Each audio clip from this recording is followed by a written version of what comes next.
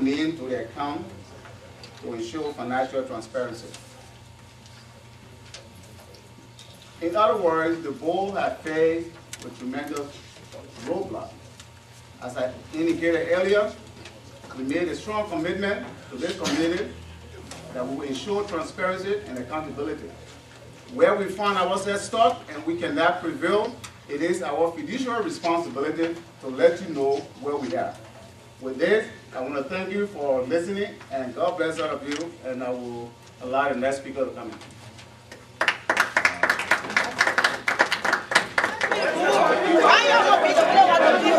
But no one has to be here. Even not the president. Nonsense. No. We are not cows. We are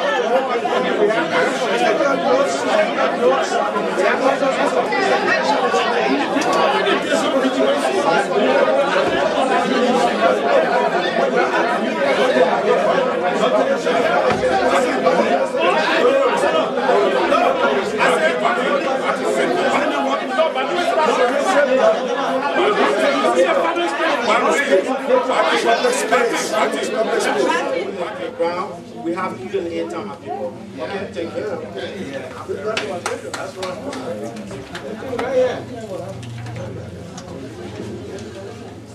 Listen to me carefully.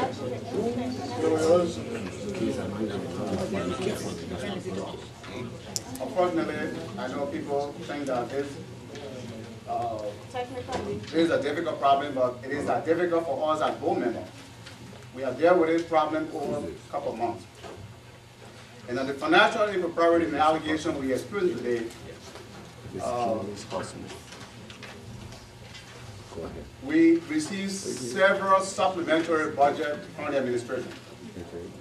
One of the supplementary budgets we received from the administration amounted to $1,800.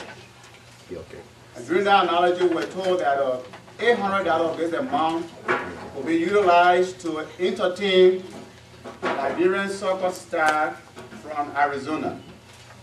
The intent was to raise fiscal funds for OLM, and $1,000 of this amount was also allocated for the purchase of a jersey for OLM. The board at that meeting denied, disapproved the $800 on ground that we don't see the necessity of paying $800 to bring folks from Arizona to come here to showcase, hoping that in the future OLM will reap something from that. So that was disapproved. The board then approved the $1,000 for the purchase of OLM soccer jersey. The chairman, the sports chair oversight received information from the sporting department that the $1,000 allocated for the jersey was not, in fact, paid for the jersey. Instead, it was used to entertain the Arizona folks against the board approval. Those and many things created a problem for the board. Additionally, when the executive submitted a budget that was sent back to the board, let me put it away. The board had never approved the 2008 budget. We understand that President Dwayne gave his facility to OLM, and like you all know, to all the organizations in the community. But for OLM to begin to pay for that, it has to be a budgetary allocation. That was not done. We were told that OLM issued a $1,000 check to President Dwayne for that facility.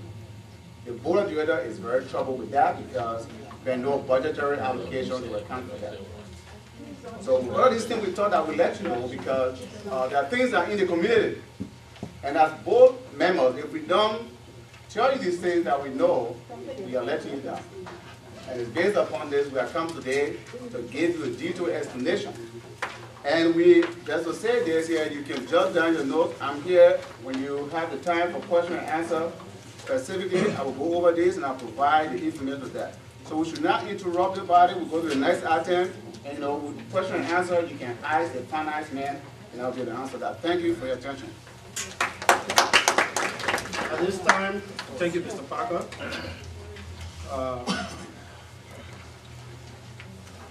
Just to add, I know that's one of the main things I'd like to add because I think you didn't touch it. That is, for the month of November and January, the president signed, along with the treasurer, a check to himself over non-contractual rent that the board, the confirmation of that occurred when I made a phone call to Mr. Dwyer and asked him specifically, did you sign the check along with your treasurer to pay yourself for rent regarding OLM? He said yes. We spoke on Friday in March. Welcome to everybody.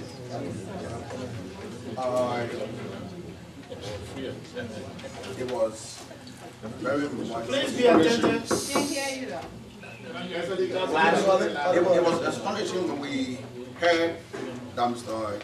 John Batty was appointed or nominated to the position of vice president. As we all know, Andrew left for our homeland, Liberia.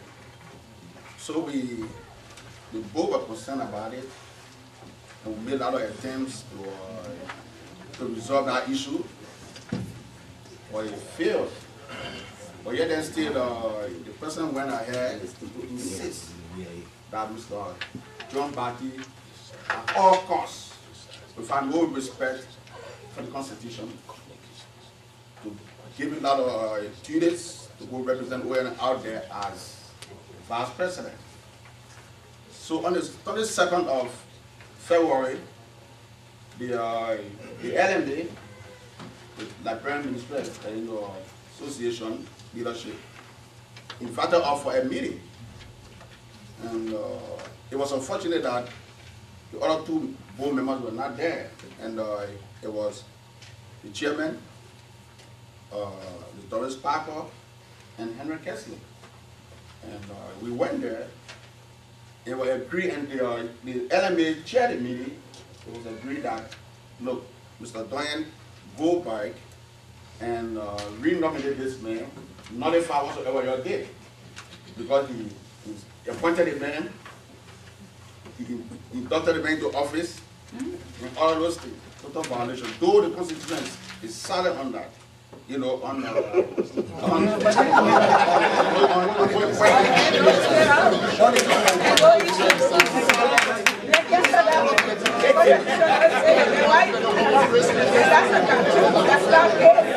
ahead, please, go ahead.